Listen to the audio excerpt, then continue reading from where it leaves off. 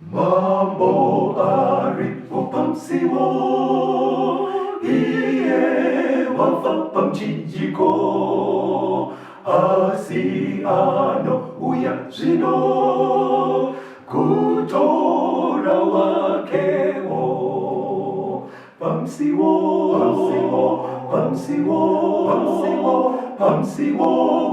unepo pamsiwo, Hallelujah,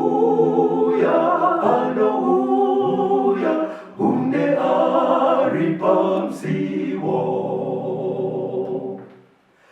Živone sože kuguja, žino žirko itika, to ona neko kasika,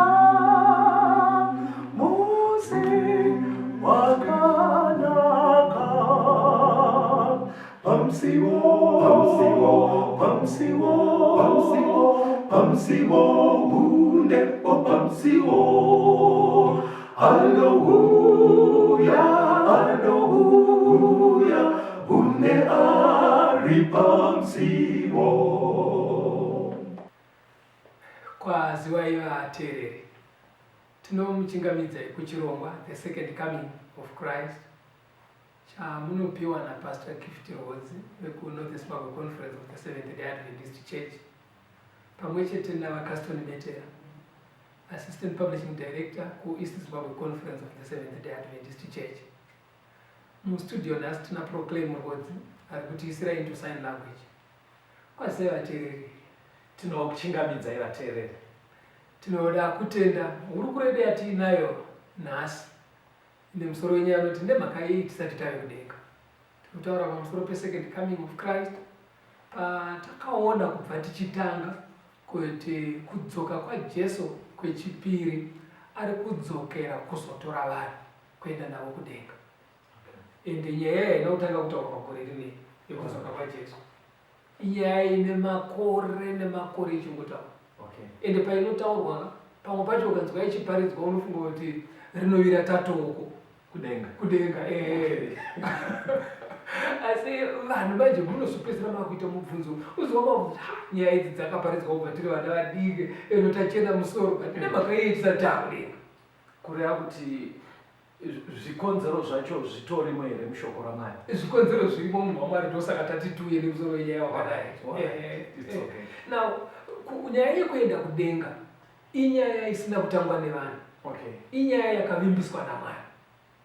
Mwari akavimbisa wega, ndiMwari wekuti chaakavimbisa anochisadzisa. Mwari akasiyana nevanhu. Vanhu vanogona kuvimbisa mangwana ozoona kunzvenga-nzvenga, asi Mwari anovimbisa chinhu ochiita. Rega tinzwe kuna Numbers chapter 23 verse ya 19.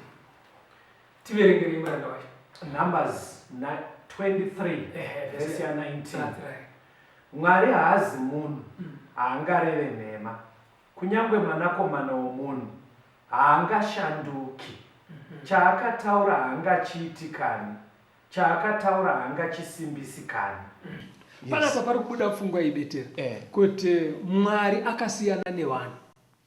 Munhu chero best friend, chero mwana wamai yako chaiye anokuvimbisa chinhu mangwana acho pamunofanira kunge uchibata chinhu chiya aona pamunondo pamusasa munhu akutiza akunyangarika. Asi Mwari haana kudaro. Zviri kunzi haasi munhu, akasiyana nevanakomana vevanhu, chaakavimbisa anochiita. Saka chimwe chinotomusiyanisa nevanhu kureva kuti Mwari kana ataura chinhu anobva achiita. Exactly.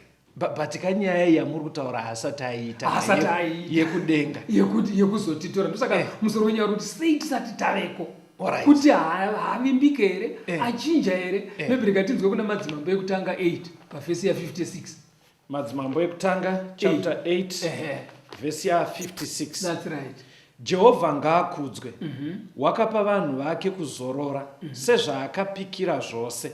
Hapana shoko rimwe pazvose zvakanaka zvaakatipikira rakakona, izvo zvaakatipikira nomuromo waMozisi muranda wake.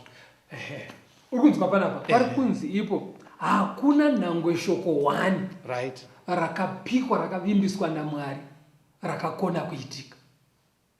ndokarekta yaMwari. zvese zvinobva zvaita nemo sekutaura kwake. okay hatsaudziri kana kuzochinja mashoko kuti aiwa apa zvandaireva ndezvekuti kuti makandimiskota nakundibata Mwari adaro zvakavimbisa to the last detail zvinozadzisika. Kana uchidaidzwa verenga futi kuna Daniel 4 unzwe pavhesi ya 35. Daniel 4 vhesi ya 35. Vose vagere panyika vakaita savasina maturo. Iye unoita zvaanoda pahondo yekudenga nepakati pevagere panyika. Hakuna ungadzora ruoko rwake kana ungati kwaari unoitireiko. Panapa pari kuburitsa, pari kuedza kutsanangura chimiro chaMwari. Alright. Kuti pasi nekudenga hunhu hwaMwari ndehuri kudai. Number 1, anoita zvaanoda panguva dzaanoda dzaakatara iye. Okay. Ende kana akuita zvaakaronga hanzi akatambanudza ruoko kudaiwo hapana anorugonyesa. Ndosimba raina kureva here kuti Mwari haana ma-inconveniences zvinogona kuzongokaruka zvawira zvokanganisa program. Hakuna zvinonzi zvibingamupinyi. But panyaya yamunoda kutaura yekuuya kwake yekuti tingadai taakudenga parutoita kunge pane zvakatodisturba because sure tichingori pano. Right. Apa manje pari kuti Mwari kana akuita zvinhu zvake hapana chinomudzivisa. Ukaona zvisati zvaitika hakusi kuti pane chamudzivisa chamutadzisa hanzi because chero akaita zvaari kuda hapana dare rinogona kugara romuti mazviitirei. Hakuna dare roro kudenga kana pasi. Mapabataka ndikatimbotarisa mapromises akamboitiwa naMwari achiazadzisa nekusiyana kwawo. Genesis 6 vhesi ya 17 na 18. Genesis 6 verse 17 to 18. Right. Tarira, ini ndinouyisa panyika mvura zhinji kuti iparadze zvipenyu zvose zvine mweya woupenyu pasi pedenga. Zvose zviri panyika zvichafa. Asi ndichaita sungano yangu newe. Unofanira kupinda muareka iwe nevanakomana wako nemukadzi wako nevakadzi vevanakomana vako pamwe chete newe. Right. Kana muchiverenga chapter 6 yaGenesis kubva kwainotangira kunonzi huipi hwakaenda huchiwanda betera panyika mazuva ano hwakawanda kusvikira Mwari azvidemba kuti ndakasigirei vanhu. Saka Mwari ndopaakati no vanhu ava ndakuvatambanudzira nyasha. Ndovapa 120 years dzekuvapa warning. Achiita kuti vazive dambudziko riri kuya. Uye kuti vanodzoka vadzoke pazvakashata. Asi mushure me120 years ndichaparadza nyika vanhu nezvese zvinorarama ndoda kuvaparadza nemvura. Saka aivimbisa kuti ndozvaachaita. After 120 years ndichanayisa mvura yoparadza nyika vanhu nemhuka. But mvura iya yakatonyatsonaya here. Mira unzwe pana Genesis 2 mboverenga Genesis 2 vhesi ya 4 kuenda pa6 unzwe. Genesis chapter 2 verse 4 to 6. Ndiko kuvamba kwedenga nenyika musi wazvakasikwa. Nezuva iroro Jehovha Mwari raakasika naro nyika nedenga. Makwenzi esango akanga achigere kuvapo panyika. Nemiriwo yesango ikenge ichigere kumera. Nekuti Jehovha Mwari wakanga asati anisa mvura panyika. Uye kwakanga kusino munhu kuzorima pasi. Asi mhute yaisikwira ichibva panyika ichinyorovesa nyika yose. Kubva pacreation kubva pakasikwa nyika inoyi kusvikira panguva yaNoa kwakusinganaye mvura. Zvinhu zvaikura nedova. Ndinoona paisimuka dova handi makuseni ukafamba muuswa unototota trouser. Kwaisimuka dova ndo raidiridzira nyika. Hakuna mvura yaibva ichibva kudenga sezvatinoona mukore uno. Saka Mwari paakati ndichaparadza nyika inoyi nemvura. Right. Vanhu vakata unoziva mumurangariro mangu ndoona vachiti kuna Noa achiparidza kuti una manga mudhara iwe. Mvura chaiyo kunaya kuzova vasina kumbozviona. Chero munhorondo yana sekuru chero mungano zvazvisingatauri. Asi zvakavimbiswa naMwari. Wabataka. chirega unzwe manje pana Genesis 7 tichienda kumubvunzo wako uya wabvunza uya. Genesis 7 verse 11 to na 12 neverse 19 na 23. pagore remazana namatanhatu reupenyu hwaNoa nemwedzi wechipiri nezuva re10 romwedzi nezuva iroro matsime ose apakadzika akadziurwa nemahwindi edenga akazarurwa mvura zhinji ikanaya panyika mazuva ana 40 nousiku huna 40. Verse 19 mvura ikakwirira kwazvo kwazvo panyika makomo marefu ose pasi pedenga rose akafukidzwa mvura ikakwirira kusvikira pamakubita 15 pamusoro pawo makora akafukidzwa. 23 zvipenyu zvose zvakanga zviri pasi pose zvikaparadzwa zvaiti vanhu nezvipfuyo nezvinokambaira neshiri dzedenga zvikaparadzwa panyika Noa oga akasara nezvakanga zviri mukati meareka naye. Saka panapa pari kunzi mvura yakanaya kwemazuva mangani 40 neusiku nemasikati ichinaya Non-stop. non-stop. Alright. Hanzi yakanaya kusvika yanyudza makomo marefu kutenda mameters anoverengeka pamusoro pemakomo. Imvura inotobva pamaclouds here mfundisi. Mvura yaitobva kudenga ranga risiri dova manje. Alright. Yanga yamvura chaiyo chaiyo. 40 days. 40 days and 40 nights non-stop. Okay. Zvekuti chero vaiswima vakamboswima asi zvakashaya basa. Alright. Vakakwira mumiti zvakashaya basa. Alright. Vakakwira mumakomo zvakashaya basa. Ndobva makomo ese anyura vanhu nemhuka zvikaparadzwa sekuvimbisa kwaakaita Mwari. Saka apa matimi minoa nevanhu vaivanzi vagadzira makore mangani 120. Yes. Saka kureva kuti for 120 promise yaMwari iyoyo yaive ichakamira besi. Yaive ichakangomira besi. Alright. Yamirira date. Because chandiri kuona ka masarudzira amaita ndimai kuti itsimbidzire kuti kuvimbisa kwaMwari kucharamba kuchiitika. Mufundisi vari kuita kunge vachuza ndimai vanonyatsoziva kuti zvaakunetsa mazuva anoti kuita anopfuura 120 years ari mupenyu. Saka ndofunga vada kubva varamba fungo yekuti ukaona uchiine 40 years kana kuti 60 woona kunge kuuya kwaMwari kwanonoka. Ndofunga uri kukasika kukuunika.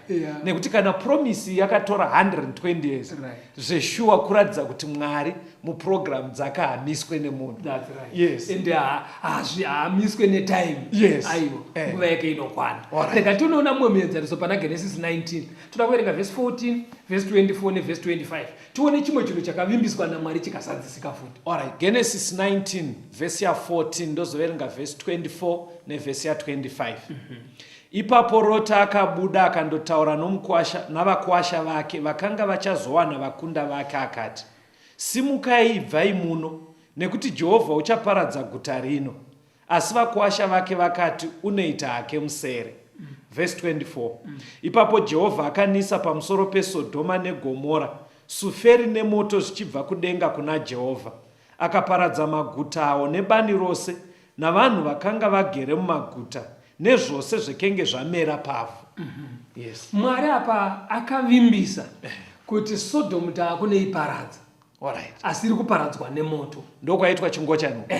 Alright. Because chakasembura Mwari kusvikira Mwari atoti ndauya kuzoona ndega achitaura naAbhurahama. Alright. Kuti maripotsi andiri kunzwa pamusoro peSodhomu ndeyeshuwa here.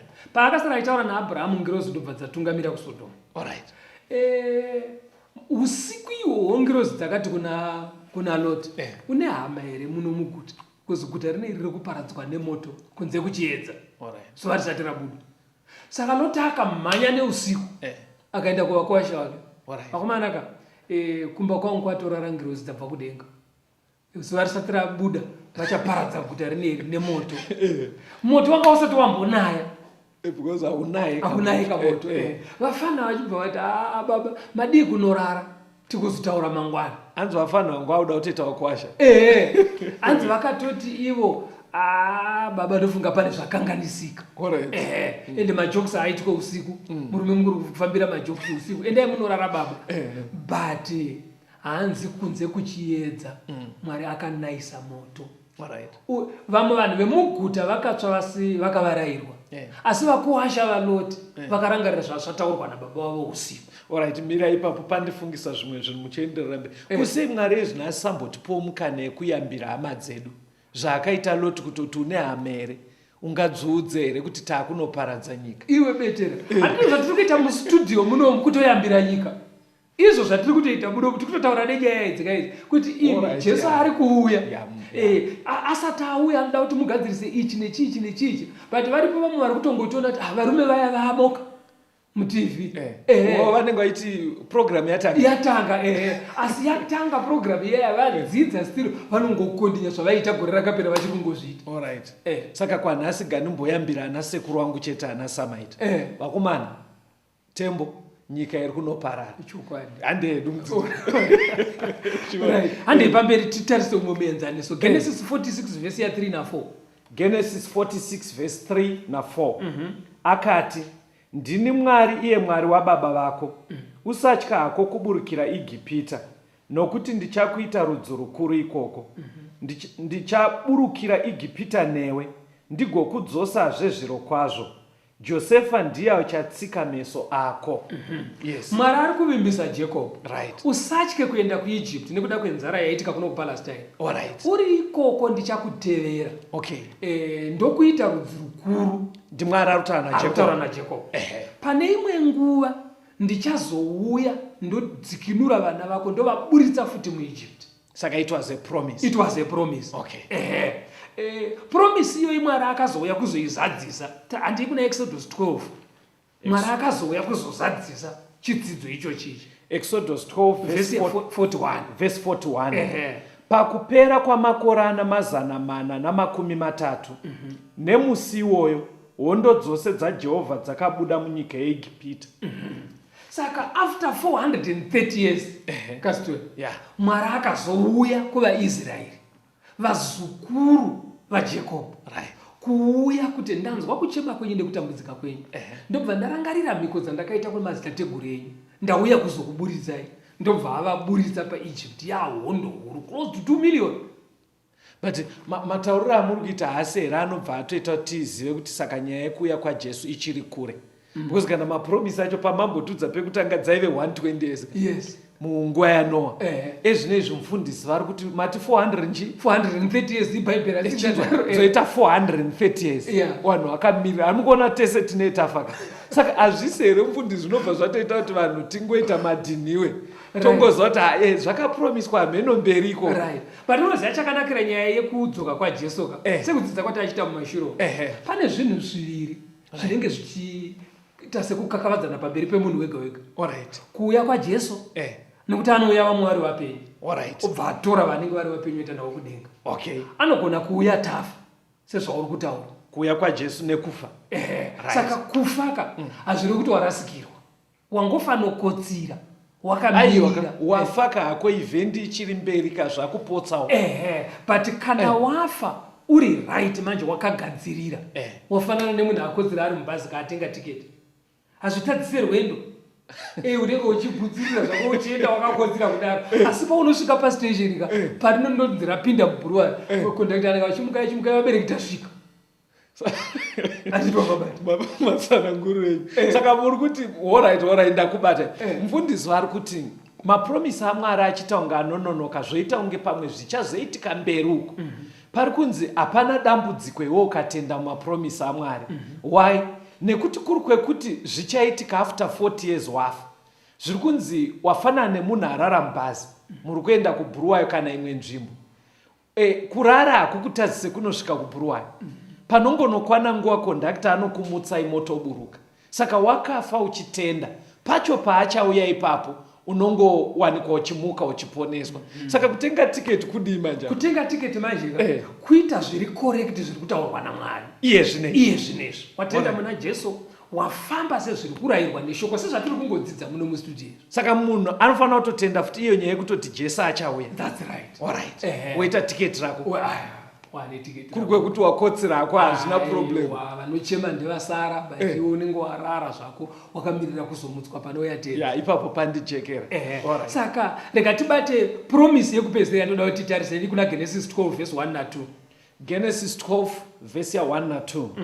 Zvino Jehovha wakati kuna Abrahamu, ibva panyika yako nekuhama dzako nekuimba yababa wako uende kunyika yandichakuratidza iyo.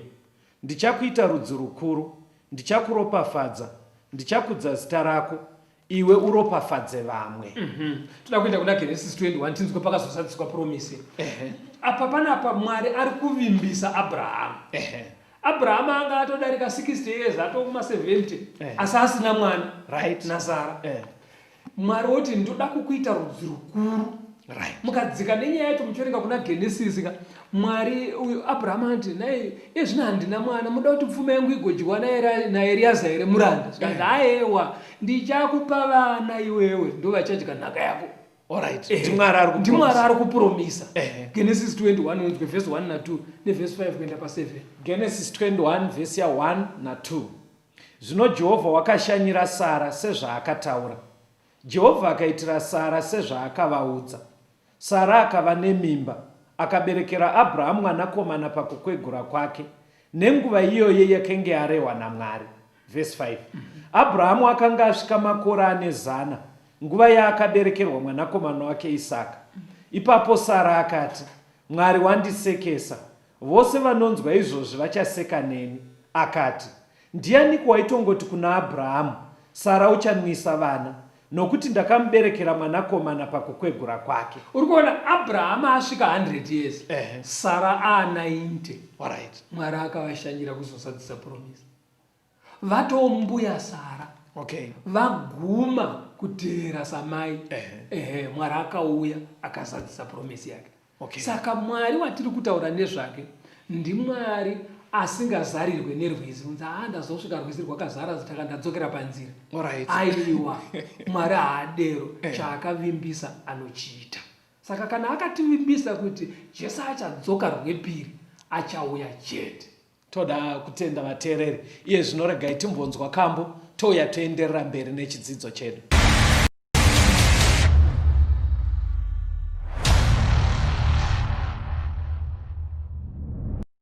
I am holding on to Jesus, though the tempest clash and roll, and the harbor lights I can but dimly see. But the morning star is shining, and my anchor hold is fast, for His mighty hand is holding on to me. I'm holding on to Jesus when temptations fears assail. I'm holding on to Jesus when the way I cannot see. And lest my footstep fall, I hold my hold on Him should fail. His mighty hand is holding on to me. I'm holding on to Jesus when temptations fears assail. I'm holding on to Jesus when the way I cannot see. And lest my footstep fall, I hold my hold on Him should fail. His mighty hand is holding on to me.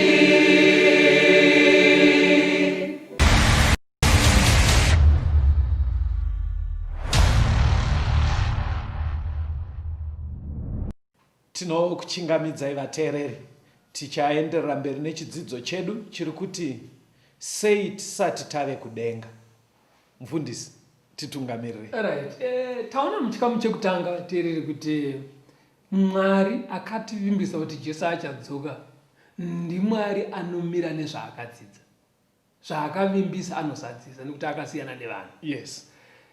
Ndobva tatarisa mienzaniso yaakavimbisa zvakaipa zvikasadzisika. Alright. Nemienzaniso yaakavimbisawo zvakanaka kuvanhu Zvikasadzisika. zvikasadzisika. But mubvunzo manje unobva wanyanya kusimba wekuti alright kana zvakadaro nemhaka yei zvatora nguva yakareba kudai Jesu asati auya. Because ipapo ka inopedzisira yakuita kunge nyaya yemuno mustudio kana nyaya yekunamata. Inopedzisira yakuita kunge nyaya yekuvaraidzana kuti panyika pagariki. Vanhu vasinganyanyoite zvakaipa kungoti tisesekedzane. Kuti vanhu vataura izvo. Chete kunamata kwakanaka kunodzora upenzi. Saka tibatsire shuwa pajeke ipapo. Alright. Atitarisei chikonzero chekutanga. 2 Peter 3 verse ya 9. Tikuzoverenga 10 yake. 2 Peter chapter 3 verse ya 9. verse ya 9. Ishe haanonoke kuita sezvaakapikira, sezvinoreva vamwe vachiti unonoka. Asi une mwoyo murefu kwamuri, nekuti haadi kuti vamwe varashike, asi kuti vose vatendeuke. Right. Panapa pari kunzi Mwari haanonoke. nokuti vamwe vari kuona seunge anonoka Yes. nekuti kwapera mazana emakore. Yes. Bhaibheri riri kuisa pachena kuti hakusi kunonoka asi kutandavadzwa kwemutsa waMwari. Tiri kurevei? Zvazviri kuita ndezvokuti ngatitorei semuenzaniso.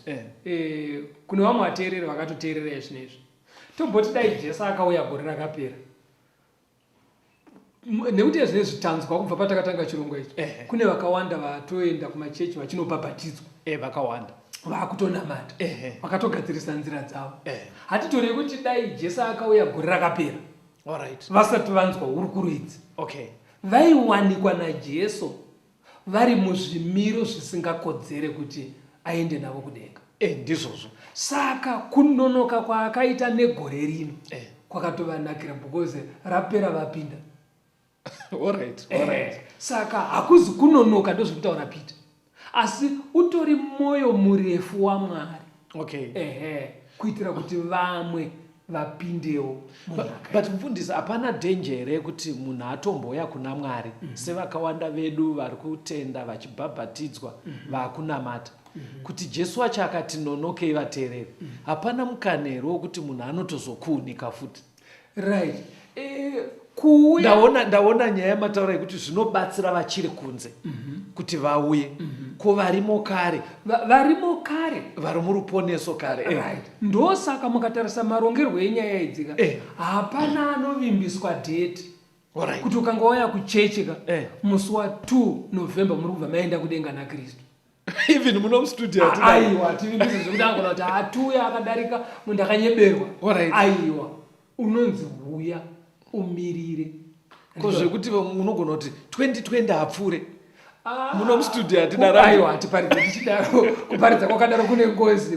Kutyisidzira vanhu kuti vauye kuchecha. Uye hakuna matsamba anotsigira beteri. Atiti. Toda kudzidzisa vanhu zvinotsigirwa nematsamba because Jesu akati hakuna anoziva date. Alright. Asi kuuya ari kuuya. Alright. Ungazoverenga verse 10 yepana 2 Peter 3. 2 Peter chapter 3 verse 10. Asi zuva raShe richauya sembavha, naro denga richapfuura nekutinhira kukuru, nezvedenga zvichaparadzwa zvichipiswa, nenyika nemabasa ari mairi achapiswa. Saka pari kunzika musati ari kunonoka nekuti zuva racho richasvika. Asi kana rasvika zuva iri definitely kuuya riri kutouya. Alright. But unoona chiripo manje riri kunzi zvomudenga zvapanyika zvichanyungudiswa. Alright. Because moto uri kuuya unopisa zvekuti hapana chinosara. Ndosaka Mwari ari kuti ndikakurumidza dai ndakazviita gore rakapera uyu neuyu vangadai vakasara. Vatandavadzire nyasha. But ari kuona manje kuti vanhu ava ndovasvikira sei, ndosaka pachizorongwa zvirongwa zvakafanana nezvino.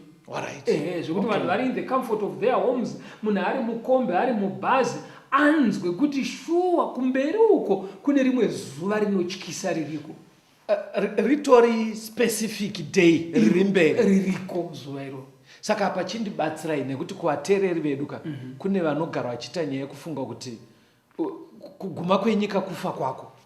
Ndofunga zviriko kwamuri vateereri izvozvezvo. But Bhaibheri manje rinenge riri kutoti asi zuva raShe sekunge pane pachatozonzi zvese gwi kuti zvapera. Kufa kwandingaita ininika ndokwamati kuya kurara mubhazi. Kurara kuguma kweupenyu hwangu munyika ino iyi muchikamu chino cheupenyu. Alright. Asi handiko kuguma kwenyika because handi munotouya kunhamo kwangu munotodzokera kudzimba dzenyu munotoenda kumabasa next week. Saka nyika haina kuguma kuchiri kuenda mberi. Saka kuguma kuri kutaurwa uku kuchazoita kuti vamwe vaende kudenga kunyatsoti ndii.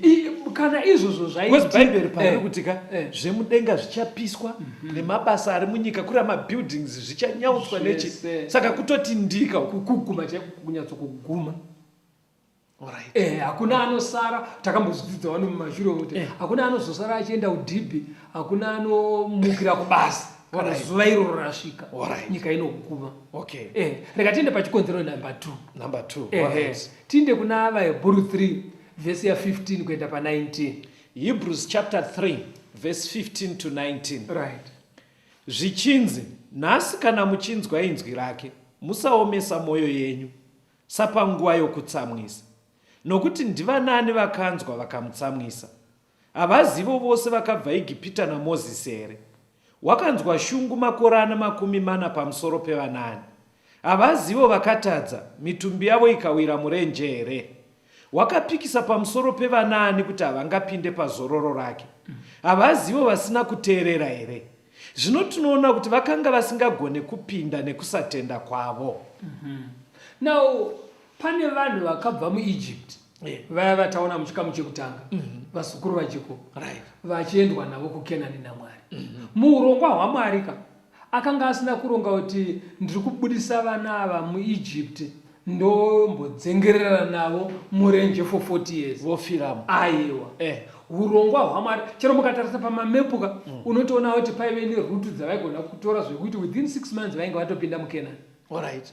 But pari kunze chakaita kuti vadzengerere murenje vazhinji vavo vachizofiramo kwaive kusatenda. Ndo zvanga zvichitaurwa panapa. Anditi wakabata moyo yavo yanga yakazara nekunyunyuta nekupopota. Vakabuda avo muEgypt asi moyo yavo yakanga yakazara chiEgypt. Moyo yaive kuEgypt.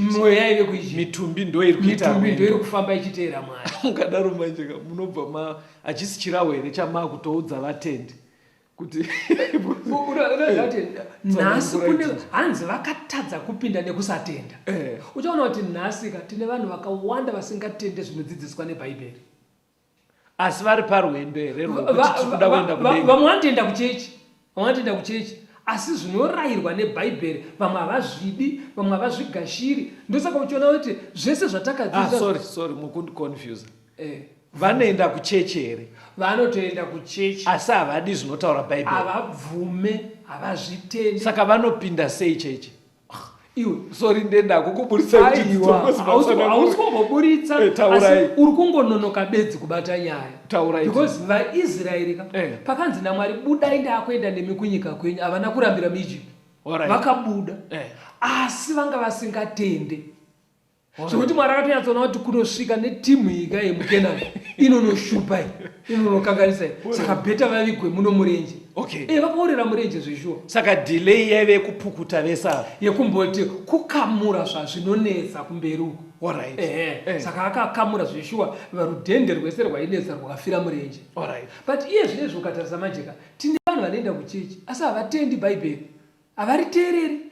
Chero madzidza unoziva kuti tinoita 1 hour tiri muno mustudio. Imi Mwari anoda kuti kana watenda ubhabhatidzwa. Kubhabhatidzwa enda pane mvura zhinji. Munhu anoti varume vari kutaura unoziva kuti varume vari kutaura mapoints vanaabata ende Bhaibheri racho vakariverenga asi anaasumuka ipapo zvaguma zvakadaro. Handitosona. Ende unorangarirewo mukadzi waLoti yataverenga muchikamu chekutanga. Akatobudawo muSodhomu pamwe chete naana Loti. Kubatwa rwoko nengirosi kwakutomhanywa naye achiendwa naye. Asi akanoita chiru chemunya abuda muSodhomu. Vamwe vakasara vakaparadzwa nemoto. Iye akabuda muSodhomu asi Sodhomu yaive mumwoyo make. Ndosaka vana kwaakaenda. Saka chimwe chiri kuita kuti Mwari amire kuuya kusatenda kuri mukati mevanhu. Saka rwendo rwechiKristu rwarebeswa nekusateerera kwakawanda kuzhinji, kusateerera kuri mukati mevanhu vanenge asi vachiti tiri parwendo. Saka manzwisiro andiri kuita mufundisi wateereri. Mufundisi vari kuti hongu tiri kutoita zvekunamata kwatiri ikoko. Tese tiri kutoti tiri munzira yekuenda kuKenani yekudenga. But pari kunzi chimwe chiri kurebesa rwendo rwechiKristu kuti sei nanhasi tisati tave kudenga. Parwendo rwatiri kufamba mukutenda urwu vamwe tiri kungoita kunge gudza mudungwe. Moyo yedu iri kungoita kunge kuvhunduka kuti ndo zvakungoitwa mazuva ano. But pfungwa dzedu chaidzo nezvatinoda zvishuwo zvedu zvichiri kumashure kuEgypt kwatakabva. Kuri kwekuti taakuita zvekunamata vanhu vaMwari, ngatitendei muBhaibheri, ngatiteererei Mwari. Mwari paari kuti tendeuka. Mwari paari kuti bhabhatidzwa. Ende zveshuwa murenje makaperera vanhu mati because pamataura nyaya yekuenda kuEgypt. Joseph paakatengeswa nowakoma zveshuwa hapana kutora nguva. But kwaakubva kuEgypt ikoko 40 years. Kuita chero vaikambaira vanga vakasvika. Saka dambudziko ndiroro rekusatenda.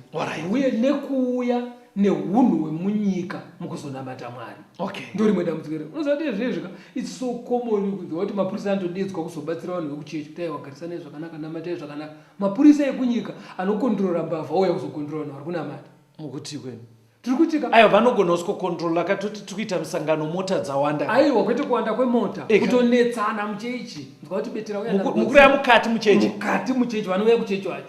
Saka ndo madambudziko ari mekuti Mwari kana akauya muchiitirana nharo dzakadaro dzekubvisa mabhachi kuti murovane. Ini unoziva kuti pane kapfekero betera kuti vanhu vanonyatsoona hunhu hwamai papapo zvinongooneka nemapfekero panoona munhu achienda kuchechi akadaro andazvona kana kagiriro kemusoro utoyatsoona kuti kagiriro kemusoro ndekevafana but unoona munhu akadaro muchechi. Saka izvozvo Mwari akauya, Mwari haasi kuuya uzotora vanhu vese kuenda navo kudenga. Alright. But pamatsanangura pekupedzisira ndikuita kunge ndikuita dambudziko nematsananguriro enyu because mukuita kunge mauda kujaja. Alright. Muri kuita kunge mauda kujaja kuti munhu akauya akaita kagererwo kakadai musoro motomuona achiimbisa kumberi achitisa praise and worship. Muri kubva maita kunge muri kuti here munhu muri kuti mapfekero. Handina kutaura zita remunhu. But unoziva kuti vanhu pakugarisana unozonzwa vanhu kuti maisaonawo here nemapfekero ake. Handiri kuona zvinoita because vanhu vari kuti mungadai makazviona pamapfekero emunhu. Ini chandakaona pakupfeka vanhu vanoda kupfekawo mapfekero avo vachienda kuchechi.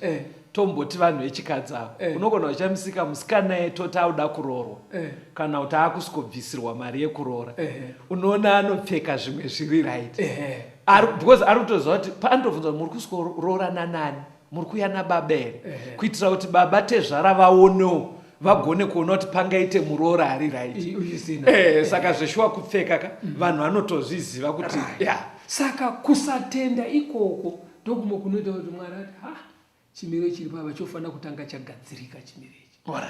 Rega unzwe zvainotaura kuna Mark chapter 4 pa29. Mark chapter 4 verse 29. Kana zvibereko zvaibva pakarepo unocheka nebanga nekuti kucheka kwasvika. Murimika haati kana chibage chatumbuka zvekuti maakutogona kugocha obva ati handei tinokohwa kuisa mudura. Chinofanira kumachuwa chosvika padanho rekuti chaakukohweka. Saka Jesu paari kuuya haasi kungouya ndabeti raakuenda kuchechi. Ane chimiro chaanoda kuona pakati pevatendi. Kuibva kwamuri kuti kuibva kwechibage pane kuibva utsvene uKristu hunodiwa kushingaira kuita zvinodiwa naMwari iko kwaanoda kukuona. Mweya mutsvene achibatsira pavatendi kuti vararame hunhu hunodiwa naMwari, mweya mutsvene achigadzira vanhu pano pasi kuti vakwanire denga, iye Jesu achigadzira dzimba dzedu dzekugara. Kana vanhu vaMwari vakwaniswa panapa kusvika pachero chinodiwa naMwari, kudenga kwapera kugadzirwa, Jesu uya otitora topata sangano. Saka muri kuti imwe reason inogona kudaro iri kuita kakumisa kuti hatisa vanhu havasati vaibva zvinodiwa naMwari kuti vaendeswe kudura rekudenga. Alright. Saka but pane saying yandakambonzwa mufundisi inoti in heaven will be full of forgiven sinners. Ameno aterere makamboinzwa here. Heaven will be full of forgiven sinners. Zvinemi mauda kachirungu kari right pakuti mutadzi atendeuka anobva aregererwa. Kwete kuti aregererwa oramba achiita senguruve kudzokera kumadhaka ayo. Alright. Saka pane kuregererwa wochishinga kuregerera ndo kwamunoti pachifundisi justification. Right. You are justified. Wave justified. Wakutorwa seusina mhosva. Right. Kunyange wakatadza dzagezwa neropa raJesu. Right. Pachine chimwe chinodiwe. Ndopa akuya kabanje nechirungu vanoti sanctification. Ndokwama kuti kuibva kwechibage. Wakukonenzverwa manje uchishingaira uchienda towards the mark inonzi naPaul ansati ndaibata asi ndoramba ndichishingirira bedzi kuti ndinosvika. Mwari anobva ati mwana wangu. Right. Saka ndakunzwa zvakanaka. Pandakambotsanangura nyaya iyi yamataura yekukohwa ndakapa muenzaniso kuti vatereri mapaketi aembewo atinotenga mapaketi embewo dzingave dzechibage tichinodyara mamwe acho anonyorwa inonzi maturity date kureva kuti mbeu iyi kwapfuura mazuva akati inenge yaibva. Saka imwe inogona kunzi 90 days, imwe 85 days. But chandakaongorora kuvarimi, akanoidyara mbeu iyoyo, panokwana 90 days dziya dzakanyorwa pachipaketi, haabva anokohwa nekuti 90 days dzakwana. Anonokohwa nekuti chaibva. Haateedzere zvakanyorwa papaketi zviya. Saka ndofunga ndopfungwa iri kubuda namufundisi yekuti chimwe chinogona kudaro chiri kuita kunge chiri kunonotsa kuenda kwedu kudenga, kuti kunyangwe zvainge zvaakutotariswa naMwari kuti taibva, dambudziko achitarisa vatendi pakati pedu, tiri kuita kunge tisati tanyatsosvika chiyero chekuti anonyatsoziva kuti ava vavana vedenga. Ndopaari kutaura mavara avati sanctification nezvakadaro. Shuwa ngatirambe ichibatsirwa nemweya waMwari, tiite tichikura pamwe chete nekukunda zvakaipa. Amen. Ndatsanangura zvakanaka. Unotsanangura yavari kukombora. Atitika. Regai tibvunzwa kambo vateereri tikuya toenda mberi nenyaya yedu.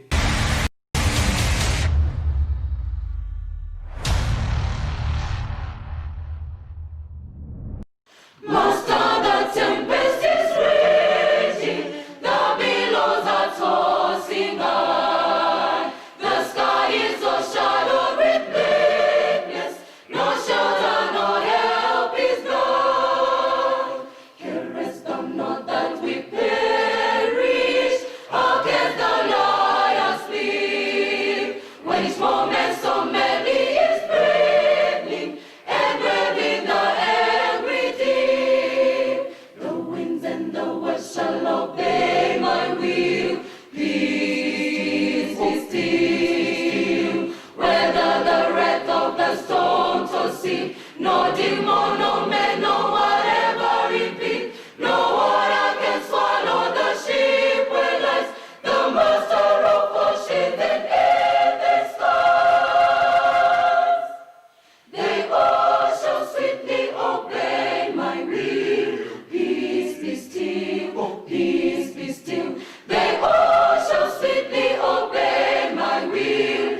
Peace, peace be still. Tendi kutya kwazopera, zvese zvazozorora, nenyanza yazoteramira, denga razova pedyo. Shimiranyi mununuri, musandisiyeba, ndichasvika kumahombekombe, ndizorore ikweyo. Mananda anonditerera, nyarara, kana kushatirwa kwenyanza, mashavi kana vanhu kana chinyi, mvura inganyudzi ngarawa, munatenzi wenyanza nepasi. Zvese zvichanditeverera, nyarara, nyarara. Zvese zvichanditeverera, nyarara.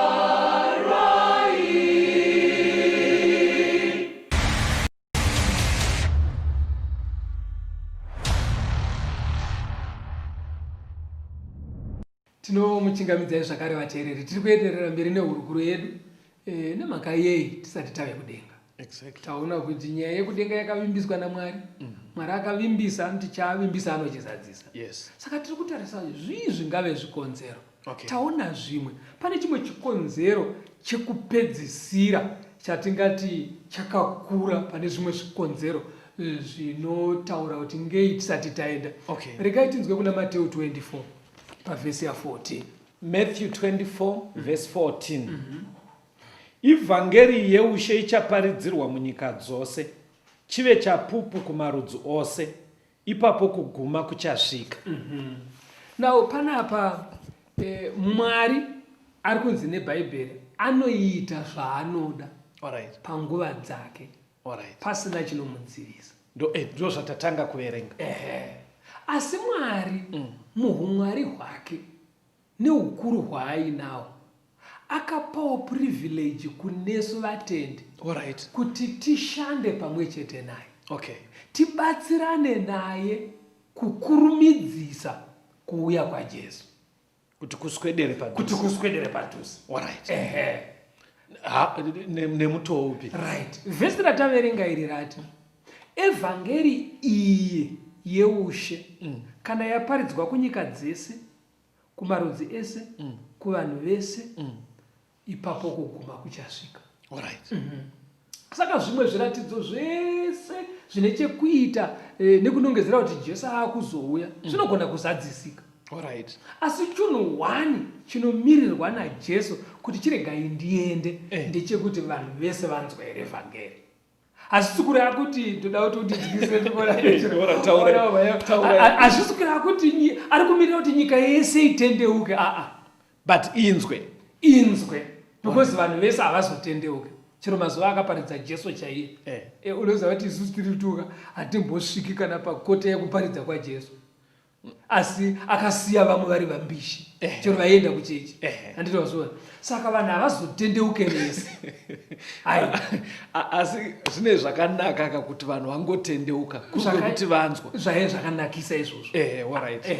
Saka chiri kumirirwa manje ndechekuti umwe nemumwe wevanhu apuwe mukana wekunzwa or decide. Because munhu wese akamborarama panyika anopuwa mukana naMwari wekuti anzwe zvinodiwa naMwari kuti iye aite. Pari kundiconfuse matoo kumberi. Pari kunzi ivhangeri yeushe ichaparidzirwa munyika dzose. Right. Pari kutondinetsa ndepekuti kuparidza kuri kuparidzwa mufundisi. But pari kunzi munyika dzose. Pari kundinetsa kuti pamwe patine tichiita pamwe tingori kunoku chete. Munzwa zvandikutaura? Kunoku studio kunoku chete. Pamwe tingori kunoku chete because pfungwa inenge iri kubuda pavhesi iri kuita kunge zvinonzi shoko iri richatandira pasi rese. Unoziva zvinoita Mwari muhuchenjeri hwake. Iyo program ino yatiri yesecond coming yatiri kuuya nayo munomu. Mwari akaona kuti nekanonokero kari kuita vanhu vake kufamba nevhangeri. Alright. Akaronga kuti rega ndishandise masaisai riende. Ndosaka zvinochiona chero nevamwe vari kumapiripiti vari kumakona enyika ino. Unoziva kuti ndatine umwe murume vhiki rapera wandakasangana naye kumautplacement achitaura kuti mfundisi ndandiri kuZambia. Ana sekuru vake vari kuZambia. Vari mhiri kwaZambezi. Uko vachitoti hanzi chirongwa ichi vari kuchiteerera. Masaisai ari kuyambuka Zambezi. Saka muri kuti inogona kutenge iri nzira yaMwari ere kudaro. Nzira yaMwari yekuti zviende. Ndosaka uchiona kuti vari mukombi vari kuzvinzwa, vari mumabhazi vari kuzvinzwa muredhiyo, vamwe vari kuzviona mumaTV mudzimba, vamwe vari kusingabate masaisai eTV vari kuzvinzwa paredhiyo. Mwari ari kumeka shuwa kuti vanokwanisa kunzwa. Hatitaura kuti kana vari kuMalawi nevari kuTanzania because havasi kunzwa zveshona izvi. Asi Mwari ane nzira dzaari kuronga kuti pasi rese kuti vanhu vanzwe. Alright. Achiitirei? Munhu wese anofanira kupuwa mukana wekuziviswa zvinodiwa naMwari kuti asarudze kuzviita kana kuzviramba. But kune timu rakatongwara mufundisi rekuti rinotozviziva kuti nyaya yemagumo aya inaonaka. Saka zvavanoita manje panongotanga chirongwa vakomana vedu aya pavanongoimba kambo kaya vachitanga iye anobva avhara. Obva aenda. Iyeye manje mukana wake atopiwa kuvhara kuya manje. Iye wakamboona kuti zvinoitika kuchikoro. Zvatitorei nyaya yekuchikoro. Isusu pataikura mazwana asina kujairika. Pataikura isusu tichienda kuchikoro. Kune vamwe vakomana vekumaraini kwedu aitobva kumba akapfeka uzo vamwe vari kuenda kuchikoro. Vatongokona munzira. Utotizozveka unoswera achidya tsubvu ari musango. Handivazvona. Ndopaakagumira ipapo. Petsubvu. Kuna vamwe vatakachovha navo. Pakunonyora grade 7 paya vakapuwa mukana. Asi vanyora havana kuyambuka kuenda kuform 1. Handiti wazvona ka. Ndopavakagumira ipapo. Patakaendawo kuform 4 pane vamwe vakanogumira ipapo. Asi munhu wese anga apuwa mukana. Vamwe vanobva vateta nhumba ari form 3. Achatonyora. Asi mukana anga aina apiwa ainawo ende unoziva zvakaigonekwa nehurumende kuti kwedu kwakaiswa zvikuru kudhara but vamwe vadhara vaitora mari yaanofanira kubhadhara fizi onomwa doro mukana waanga ainawo kuendesa vana kuchikoro chikoro chauya munharaunda iye haagone kuchiwaka but amuisa doro mari yevana handiri kuonaka saka vanhu vanenge vachigumira pakasiyana siyana saka ndo zvinoita vhangeri mwari ari kupa mukana kuvanhu vakasiyana siyana zvinoenderana nechiyero chemunhu mumwe nemumwe but mashandisiro anoita mukana wacho manje right ndo ake alright kondinyenye pandijekera apo pajeka saka zviri kunzi kana vhangeri iyi yaenda manje kuvanhu vese ipapo kuguma kosvika saka kuparidza vhangeri kunoitwa nevatendi inzira yekuti vari kuti Jesu chiuyai saka nekumwe kutaura kuri kuita mufundisi waterere inini namukoma gift roads munomo tiri kutoita rupande rwedu kutaura chokwadi zvatinopota tichiita svondo rega rega izvi tichiti masaisai atakure mashoko aMwari asvike kwamuri shuwa ivhangeri iri kutosvika kwamuri chandingatokumbira kwamuri vateereri hatiitei sarudzo tisangoti chirongwa chiya chatanga ngatiitei sarudzo tofamba sezvinodiwa naMwari endererai henyu mberi mvunzo ende unoona umhizha huna Mwari kuti mari dzedzi dziri kuiswa paYouTube Mwari anoshambisa kuti mumhepo mumudenga umoka munochengetwa mashoko zvekuti vanhu vari kuAmerika vane data iyai anogona kuona pafoni kana palaptop kana ari kunze kwenyika exactly zvekuti munhu ari kuBritain anototinzwa tichitaura neshona kana achiigona ndokuronga kwaMwariko kuti vhangeri riende ndokwabataka chinzwa izvi zviri kuitwa nemwana wedu ari pasaidi ari kuturikira mharidzo dzedu achitaura nemaoko auoneka